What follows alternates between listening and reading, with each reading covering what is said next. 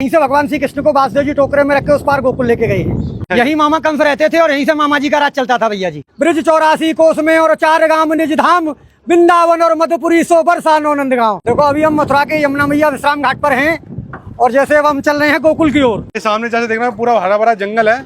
जंगल नहीं है ये, अच्छा, इसको बोलते हैं वृंदावन। वृंदावन, हाँ, ये भगवान श्री कृष्ण की गौचार भूमि है। भगवान गोकुल से गैया चराते हुए और ऐसे वृंदावन जाते थे भैया जी। देखो ये इधर दिखाइए, ये सामने है गोकुल गेट। जब भगवान को रात को 12 बजे वासुदेव जी टोकरे में रख के उस पार से इस पार गोकुल लेके आए हैं।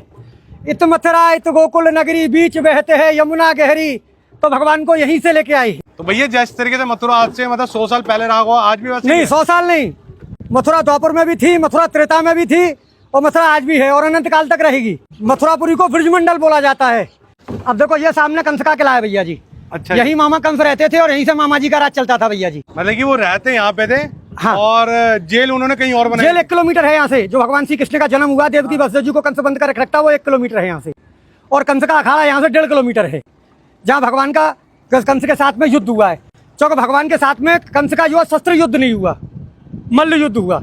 भगवान ने ब्रज में 4 चीज तो की नहीं। कभी पैर में पादुका नहीं पहनी भगवान ने। दूसरे नंबर भगवान ने कभी मुकुट धारण नहीं किया। तीसरे नंबर भगवान ने कोई शस्त्र ग्रहण नहीं किया और भगवान ने कभी शरीर पर कपड़े नहीं पहने। भगवान कृष्ण ने? हाँ, भगवान यशोदा मैया ने काली कमरिया दी थी, भगवान उसी को ओढ़ के रहते थे। और जैसे पीछे देख रहे हैं इनके बारे में बताइए क्या? देखो ये रानी घाट है जहाँ कंस की रानी स्नान करती थी भैया जी। अच्छा, कंस की हाँ, रानी। उसके बराबर में ये वासुदेव घाट है। ऊपर सामने वासुदेव गेट है। यहीं से भगवान श्री कृष्ण को वासुदेव जी टोकरे में रख के उस पार गोकुल लेके गए हैं। अच्छा, सामने मैंने अब आपको बताया गोकुल गेट जी। ये सामने भैया जी स्वामी घाट है। स्वामी घाट? हाँ, स्वामी घाट बोलते हैं इसको।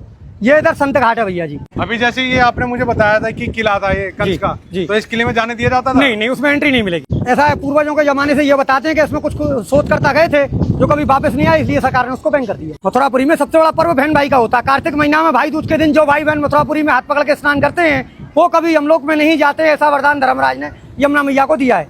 अच्छा, हाँ जी। तो सीधा स्वर्ग की प्राप्ति होती है उन्हें? हाँ जी, बैकुंठ। और जैसे देखने में पुराना काशी जैसा लगता है। हाँ जी। जैसे बनारस भी गया हूँ। हाँ जी। तो मुझे देखने में ऐसा लग रहा है। तो बनारस से कुछ? अब देखो ये गुदरिया घाट है भैया जी। ये द्वारकानाथ घाट है सामने, ये द्वारकाधीश की हवेली है। अच्छा, हाँ जी।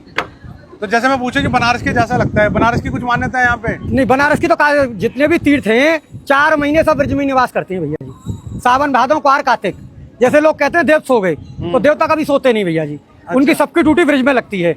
जब नंद बाबा 80 बरस के हो गए तो नंद बाबा ने कहा कि लाला मेरी हार्दिक इच्छा है कि मैं 4 धाम की यात्रा करूं। तो भगवान ने कहा कि अब दादा अब बड़े बूढ़े हो गए, पहाड़ों पे जाएंगे, गिर पड़ेंगे, इसलिए सब तीर्थों को मैं ब्रज में ही बुला लेता हूँ। तो यहाँ आपको केदारनाथ, बद्रीनाथ, गंगोत्री, यमुनोत्री सब मिलेंगे पूरे ब्रज में। तो मतलब कि अगर कोई 4 धाम की यात्रा करने में असमर्थ है, नहीं तो ब्रज की 4 धाम कर सकता है और फल वही प्राप्त होगा आपको। अब ये आगे आपको दिखाऊंगा मैं काशी मरकंड का घाट जो बनारस में है, उसकी स्थापना यहाँ है। और देखो ये है सबसे बड़ा विश्राम घाट। यही जो है मामा कंस को मार के भगवान ने विश्राम किया है।